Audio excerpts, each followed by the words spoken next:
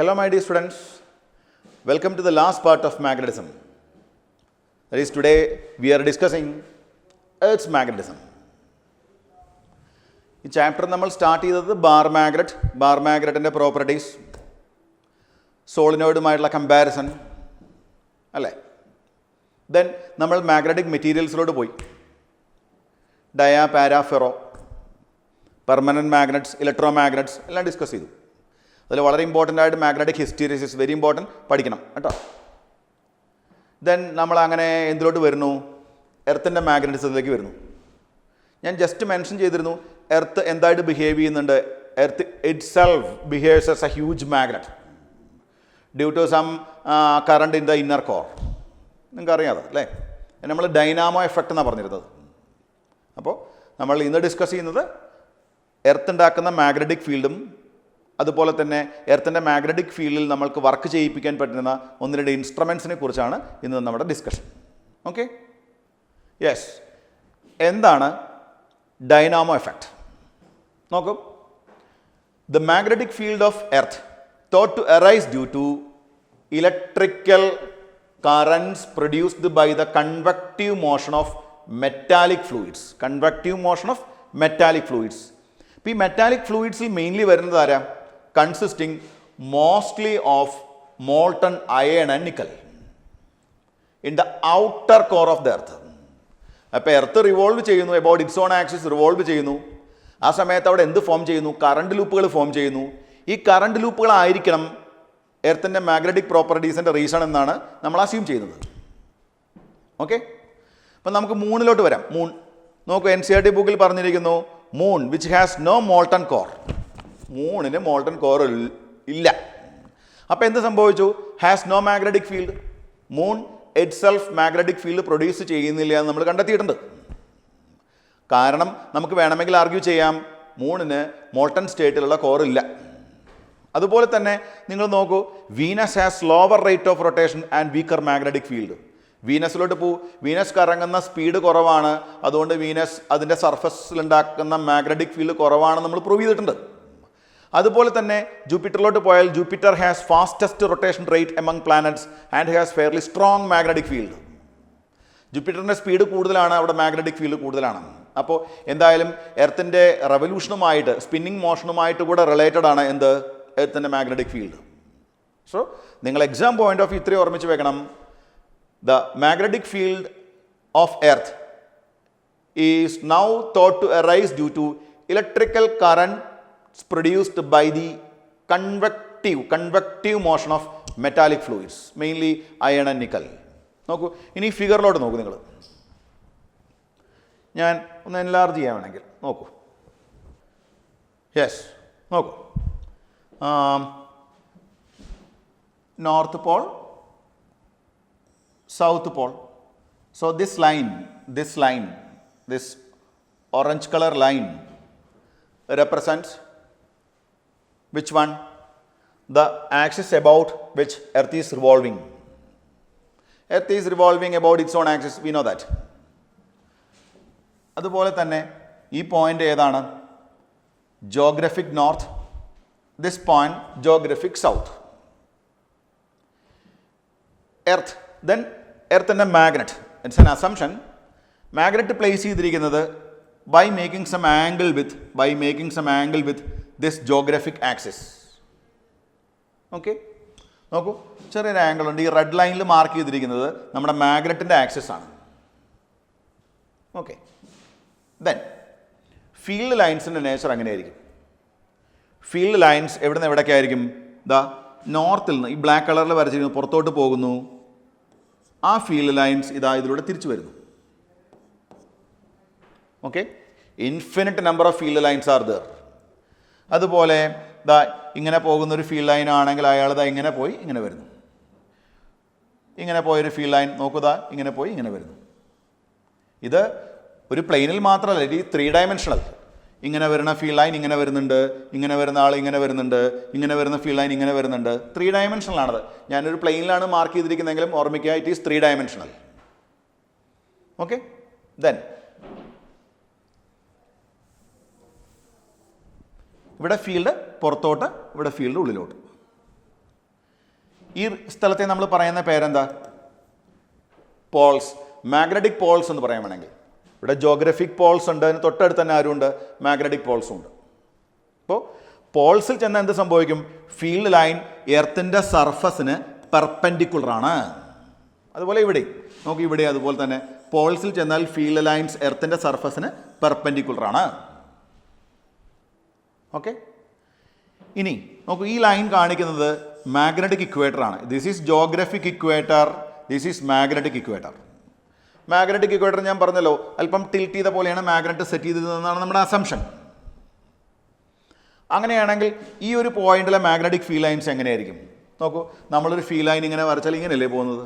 അങ്ങനെ പോകാമെന്ന് പറഞ്ഞതിൻ്റെ മീനിങ് ഈ പോയിന്റിൽ ഫീൽഡ് ലൈൻസ് എർത്തിൻ്റെ സർഫസിന് എങ്ങനെയായിരിക്കും? പാരലൽ ആയിരിക്കും.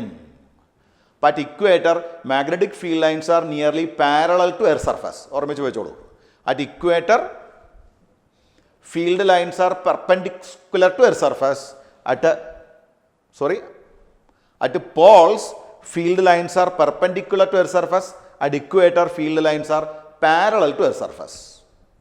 വേറെ ഏതെങ്കിലും ഒരു പോയിന്റ് എടുത്താൽ ഫീൽഡ് ലൈൻസ് മാർക്ക് ചെയ്യണം. ഇതിനുശേഷം ഫീൽഡ് ലൈൻസിന് ടാൻജൻറ്റ് വരയ്ക്കുമ്പോൾ ആ പോയിന്റിലെ ഫീൽഡിൻ്റെ ഡയറക്ഷൻ നമുക്ക് കിട്ടും. ഇവിടെ അതെ, ഇവിടെ നമ്മൾ ഫീൽഡ് ലൈൻ ടാൻജൻറ്റ് വരച്ചാൽ ഇങ്ങനെയല്ലേ നിൽക്കുക, ഇവിടെ ടാൻജൻറ്റ് വരച്ചാൽ ഇങ്ങനെയല്ലേ നിൽക്കുക. വേറെ ഏതെങ്കിലും പോയിന്റിൽ നിങ്ങൾക്ക് മാഗ്നറ്റിക് ഫീൽഡിൻ്റെ ഡയറക്ഷൻ കാണണമെങ്കിൽ അവിടെ നിങ്ങൾ ഫീൽഡ് ലൈൻ വരയ്ക്കുകയും അതിന് ടാൻജൻറ്റ് വരയ്ക്കുകയും വേണം. ക്ലിയർ അല്ലേ ഞാൻ പറയുന്ന പോയിന്റ്സ്? ഓക്കെ, ദെൻ നമുക്ക് NCERT ബുക്കിലോട്ട് വരാം. NCERT ബുക്കിൽ നിങ്ങൾ നോക്കൂ, ഇതാണ് എർത്തിൻ്റെ മാഗ്നറ്റിക് ഫീൽഡിൻ്റെ ഡയറക്ഷൻ മാർക്ക് ചെയ്തിരിക്കുന്നു. This is geographic axis, geographic axis. This is magnetic axis, magnetic axis. ഇവിടെ ഇവർ തമ്മിലുള്ള ആംഗിൾ ഓർമ്മിച്ച് വെച്ചോളൂ. Now it is 11.3. Now means ഇപ്പോൾ അങ്ങനെയാണ്. നമ്മളുടെ ക്ലൈമറ്റിനനുസരിച്ചും അതുപോലെ നമ്മുടെ കാലഘട്ടങ്ങൾ മാറുന്നതിനനുസരിച്ച് ചെറിയ ചെറിയ ചേഞ്ച് വരുന്നുണ്ട് ആംഗിളിൽ. അതുകൊണ്ടാണ് നൗ എന്ന് NCERT ബുക്കിൽ മെൻഷൻ ചെയ്തിരിക്കുന്നത്. It is 11.3 with respect to the സെൻറ്ററാണ് കേട്ടോ. നോക്കൂ, ഈ പോയിന്റ് ഏതാ? ജോഗ്രഫിക് ഇക്വേറ്റർ ആണ്. ഇതാണ് നമ്മൾ മാഗ്നറ്റിക് ഇക്വേറ്റർ എന്ന് പറയുന്നത്. ഒരു ആംഗിൾ ഉണ്ട് അവർ തമ്മിൽ. ഇനി നിങ്ങൾ ഓൾറെഡി സ്കൂളിൽ പഠിച്ച ഒരു ചെറിയ ക്ലാസ്സുകളിൽ പഠിച്ചൊരു കൺസെപ്റ്റ് ഉണ്ട്, നമ്മുടെ ലാറ്റിറ്റ്യൂഡ് ആംഗിളും ലോഞ്ചിറ്റ്യൂഡ് ആംഗിളും. ഓർമ്മയുണ്ടല്ലോ അത്? അപ്പം ആദ്യം നമുക്ക് എന്ത് മാർക്ക് ചെയ്യാം?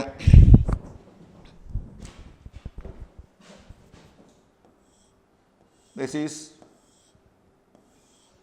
Latitude lines, latitude, latitude.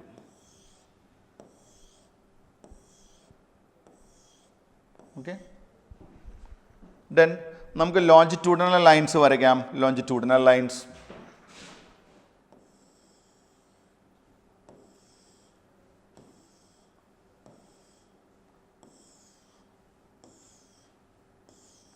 ഇത് 1 2 3 4 5 360 ലൈൻസ് വരും.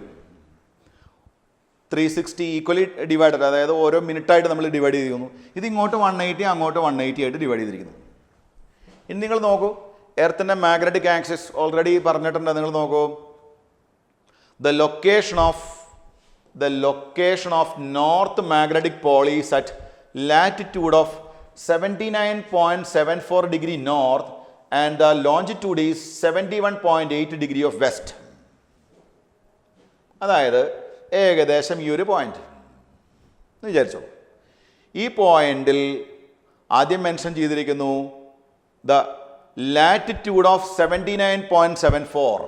ഈ ലൈനിന് കറസ്പോണ്ടിങ് ആയ ആംഗിൾ വരുന്നത് 79.74 ആൻഡ് ലോഞ്ചിറ്റ്യൂഡ് ആംഗിൾ 71.8.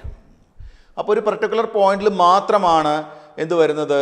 നോക്കൂ, latitude angle 79.74 degree north and longitude 71.8 degree west. Okay, അത് എവിടെയാണ് ആ സ്ഥലം അറിയോ നിങ്ങൾക്ക്? ലൊക്കേഷൻ ഓഫ് മാഗ്നറ്റിക് പോൾ അത് വരുന്നത് A place somewhere in north Canada. Okay, അതുപോലെ തന്നെ നമുക്ക് സൗത്ത് പോളിലേക്ക് പോകാം. മാഗ്നറ്റിക് സൗത്ത് പോളിലോട്ട് പോകാം. മാഗ്നറ്റിക് സൗത്ത് പോളിലേക്ക് വരുമ്പോൾ നിങ്ങൾ നോക്കൂ, ആംഗിൾ മാറി 79.74 ഡിഗ്രി സൗത്ത്. അതായത് ഇവിടെ എവിടെയെങ്കിലും ആയിരിക്കാം.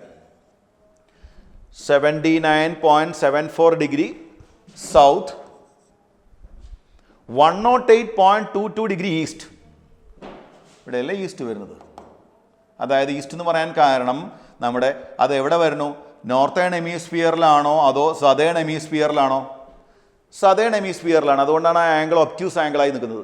കാരണം താഴേക്ക് വരുമ്പോൾ 0 ഇൻക്രീസ് ചെയ്ത് നമ്മുടെ ലോഞ്ചിറ്റ്യൂഡ് ആംഗിൾ ഇതുവരെ എത്തുമ്പോൾ 360 ഡിഗ്രി വരെ വരുന്നുണ്ട് കേട്ടോ. അതായത് സതേൺ ഹെമിസ്ഫിയറിലാണ് ഈ ആംഗിൾ എന്തായി നിൽക്കുന്നത്? ഒബ്റ്റ്യൂസ് ആംഗിളായി നിൽക്കുന്നത്. അപ്പോൾ ഏകദേശം ഒരു അവയർനെസ്സിന് വേണ്ടി പറഞ്ഞതേ ഉള്ളൂ. ലാറ്റിറ്റ്യൂഡ് ആംഗിളും ലോഞ്ചിറ്റ്യൂഡ് ആംഗിളും നിങ്ങൾക്ക് പഠിക്കാനൊന്നുമില്ല. ജസ്റ്റ് നിങ്ങളൊന്ന് അവെയർ ആയിരിക്കുക.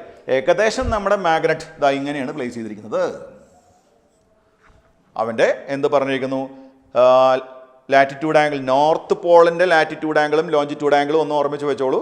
അതുപോലെ സൗത്ത് പോളിൻ്റെ ലോഞ്ചിറ്റ്യൂഡ് ആംഗിളും ലാറ്റിറ്റ്യൂഡ് ആംഗിളും എന്ന് ഓർമ്മിച്ച് വെച്ചോളൂ. Okay. The pole near geographic north pole of the earth is called north magnetic pole. ഇതാ ഇവിടെ north magnetic pole. Okay. Likewise, pole near the geographic south pole is called south magnetic pole. അതായത് എവിടെ വരുന്നു? ഇതാ ഇവിടെ വരുന്നു. Actually magnet എന്ന് പറയുമ്പോൾ നമ്മളിതാ ഇങ്ങനെയാട്ടോ അസംഷൻ, ഇങ്ങനെയാണ് വെച്ചിരിക്കുന്നത്. അതായത് ഇവിടെ എന്ത് വരണോ? ഇവിടെ നോർത്ത് പോൾ ഓഫ് ദ മാഗ്നറ്റും ഇവിടെ സൗത്ത് പോൾ. ഇപ്പോൾ NCERT ബുക്കിൽ ഇവിടെ SM എന്നാണ് എഴുതിയിരിക്കുന്നത്. അത് മീൻ ചെയ്തിരിക്കുന്നത് സൗത്തിലുള്ള മാഗ്നറ്റിക് പോളിനാണ്. ആക്ച്വലി സൗത്തിലുള്ള മാഗ്നറ്റിക് പോൾ ആരാണ്? നോർത്ത് പോളാണ്. തെറ്റിപ്പോലെ. ഇപ്പോൾ NCERT ബുക്കിൽ ഇവിടെ S എന്നല്ല എഴുതിയിരിക്കുന്നത്, സാറെന്താ N എഴുതിയിരിക്കുന്നത് ചോദിച്ചു കഴിഞ്ഞാൽ NCERT ബുക്കിൽ SM എന്ന് പറഞ്ഞാൽ the pole in south means geographic south. Geographic സൗത്തിലിരിക്കുന്ന പോൾ എന്നാണ് അവർ മീൻ ചെയ്തിരിക്കുന്നത്. അത് ആക്ച്വലി നോർത്ത് പോളാണ്. അതുകൊണ്ടാണ് ഞാൻ മാർക്ക് ചെയ്തത് ഇവിടുന്ന് ഫീൽഡ് ലൈൻസ് പുറത്തോട്ടും ഇവിടുന്ന് ഫീൽഡ് ലൈൻസ് ഉള്ളിലോട്ടും. ഇങ്ങനെ പോകുന്ന ഫീൽഡ് ലൈൻ ദാ ഇങ്ങനെ വരുന്നുണ്ട്, ഇങ്ങനെ പുറത്തോട്ട് പോകുന്ന ഫീൽഡ് ലൈൻ ദാ ഇങ്ങനെ വരുന്നുണ്ട്. ക്ലിയർ അല്ലേ പറഞ്ഞത്? Then magnetic field lines of earth resemble that of a magnetic dipole located at the center of the earth. ഞാൻ ഓൾറെഡി പറഞ്ഞു എർത്ത് ഒരു മാഗ്നറ്റിക് ഡൈപോൾ ആയിട്ട് ആക്ട് ചെയ്യുന്നു. located at the center of the earth. The axis of the dipole does not coincide with axis of rotation of earth. Presently tilted approximately by 11.3 degree. ഇവിടെ presently എന്ന് പറഞ്ഞിട്ടുണ്ട്. അപ്പോൾ അതിന് meaning എന്ന് പറഞ്ഞാൽ നമ്മൾ ഇനി മുന്നോട്ട് പോകുമ്പോൾ വർഷങ്ങൾ കഴിയുമ്പോൾ അതിൽ മാറ്റം വരുമായിരിക്കാം. അതുകൊണ്ടാണ് പ്രസൻ്റ്ലി എന്ന് പറഞ്ഞിരിക്കുന്നത്. കാരണം നേരത്തെ ഈ ആംഗിൾ 11.3 അല്ലായിരുന്നു, ചെറിയ ചേഞ്ച് വരുന്നുണ്ട്. അപ്പോൾ ഈ ആംഗിൾ മാർക്ക് ചെയ്ത് ശ്രദ്ധിച്ചോളൂ. This angle is 11.3 degree. Okay. അതായത് ജോഗ്രഫിക് ആക്സിസും മാഗ്നറ്റിക് ആക്സിസും തമ്മിലുള്ള ആംഗിളാണ് 11.3 degree with respect to centre. കാരണം നമ്മുടെ അസംഷൻ എന്ന് പറഞ്ഞാൽ ഒരു മാഗ്നറ്റ് ഇതിൻ്റെ സെൻറ്ററിൽ ഇരിക്കുന്നു എന്നാണല്ലോ നമ്മുടെ അസംഷൻ. അപ്പോൾ ആ മാഗ്നറ്റിക് ഡൈപോളിൻ്റെ ഡയറക്ഷനും അതുപോലെ എർത്തിൻ്റെ ജോഗ്രഫിക് ലൈനും തമ്മിലുള്ള ആംഗിൾ എത്ര ഡിഗ്രിയാണ്? 11.3 degree. Okay. In this way, looking at magnetic poles located where magnetic field line due to the dipole enter or leave the earth. ഇനി ഓർമ്മിച്ച് വെച്ചോളൂ. The location of north magnetic pole is at a latitude of 79.74 degree north and longitude of 71.8 degree west. എൻ്റെ meaning മനസ്സിലായോ നിങ്ങൾക്ക്? ലാറ്റിറ്റ്യൂഡും ലോഞ്ചിറ്റ്യൂഡും നിങ്ങൾക്ക് അറിയുന്ന കാര്യങ്ങളാണ്. ഞാനൊന്ന് ജസ്റ്റ് മാർക്ക് ചെയ്യാം. നോക്കൂ, ഇതാണല്ലോ ഇക്വേറ്റർ. ഇതിനെ ബേസ് ചെയ്ത് ഞാനൊരു കാര്യം ചെയ്തു. ഈ ലൈൻസ് നിങ്ങൾക്ക് അറിയും. ഈ ലൈൻസ് ഏതാ? ലോഞ്ചിറ്റ്യൂഡ് അല്ലേ? ലോഞ്ചിറ്റ്യൂഡ്. ഇങ്ങോട്ടൊരു 180 ഡിഗ്രി ഉണ്ട്, അതുപോലെ ആ സൈഡിലോട്ടും ഒരു 180 ഡിഗ്രി ഉണ്ട്. Longitude lines. ഓക്കെ. ദെൻ നമുക്കൊരു കാര്യം ചെയ്യാം. എന്ത് വരയ്ക്കണം? ലാറ്റിറ്റ്യൂഡ് വരയ്ക്കാം. ലാറ്റിറ്റ്യൂഡ് വരയ്ക്കുമ്പോൾ ശ്രദ്ധിക്കുക, ഇതാ ഇങ്ങനെ വരയ്ക്കാം. അതാണ് ലാറ്റിറ്റ്യൂഡ്. ഓരോ ലൈനും ഓരോ ആംഗിൾ ഉണ്ട് കേട്ടോ.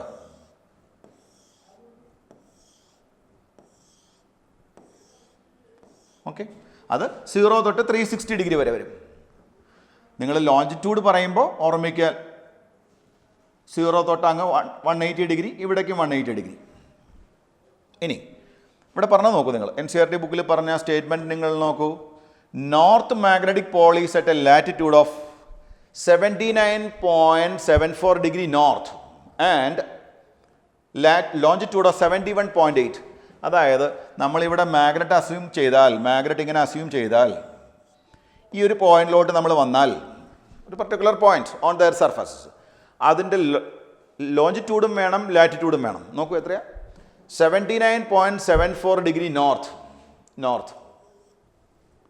And 71.8 degree of west, north east west south. അതായത് അത് നോർത്തേൺ ഹെമിസ്ഫിയറിലൊരു പോയിൻ്റാണ്. നോർത്തേൺ ഹെമിസ്ഫിയറിലാണ് ആ ഒരു പോയിന്റ് വരുന്നത്. കാരണം നിങ്ങൾ നോക്കൂ, രണ്ടും അക്യൂട്ട് ആംഗിൾ അല്ലേ, നോർത്തേൺ ഹെമിസ്ഫിയറിൽ വരുന്ന ഒരു പോയിൻ്റാണ്. ദെൻ ആ പ്ലേസ് എവിടെ വരും? It is north Canada. ഓർമ്മിച്ച് വെച്ചോളൂ, ഏകദേശം അത് നോർത്ത് കാനഡയിലാണ് ആ പോയിന്റ് വരുന്നത് കേട്ടോ. ദെൻ മാഗ്നറ്റിക് സൗത്ത് പോളിനെ കുറിച്ച് പറയാം. Magnetic south Paul is at 79.74 degree south.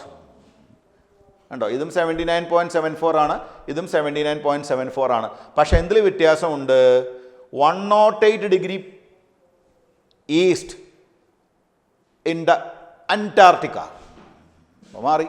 അതായത് ഈ ഒരു പോയിന്റിലോട്ട് വരാം, ഈ പോയിന്റിലോട്ട് വന്നാൽ വീണ്ടും നമ്മളുടെ ഏത് ആംഗിൾ സെയിം ആണ്?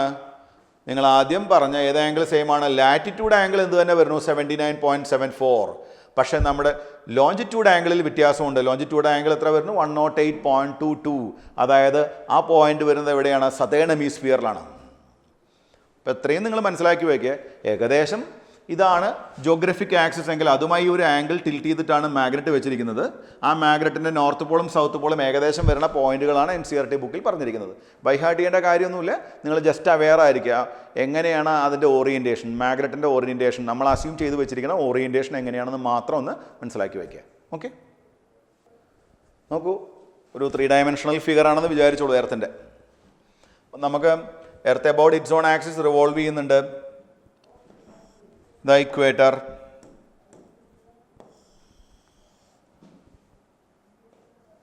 ലൈൻസ് ഉണ്ട്. ഇതാരാ? ഏത് ലൈൻസാ ഈ കാണുന്നത്?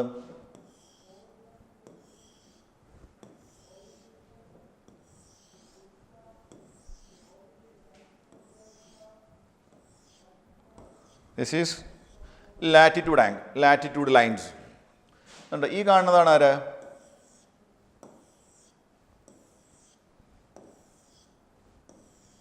ലോഞ്ചിറ്റ്യൂഡ്. ഇനി മാഗ്നറ്റ് എങ്ങനെയാണ് ഇരിക്കുന്നത്? മാഗ്നറ്റ് ഏകദേശം അല്പം ടിൽട്ടായിട്ടാണ് ഇരിക്കുന്നത്, ഇങ്ങനെ ഇരിക്കുന്നു. ഫീൽഡ് ലൈൻസ് എങ്ങനെ പോകുന്നു? ഇവിടെ ആരാ വരെ? ഇവിടെ നോർത്ത് പോൾ വരുന്നു, ഇവിടെ സൗത്ത് പോൾ വരുന്നു. ഫീൽഡ് ലൈൻസിൻ്റെ ഡയറക്ഷൻ എങ്ങനെ വരും? നോക്കൂ, ഇതാ ഇങ്ങനെ വരുന്നു, ഇങ്ങനെ പുറത്തോട്ട് പോയിട്ടുണ്ട്, ഇങ്ങനെ വരുന്നു, അത് ഇതാ ഇങ്ങനെ വന്നിട്ടുണ്ട്. ഇങ്ങനെ വന്ന ഫീൽഡ് ലൈനാണ് ഇങ്ങനെ വരുന്നത്.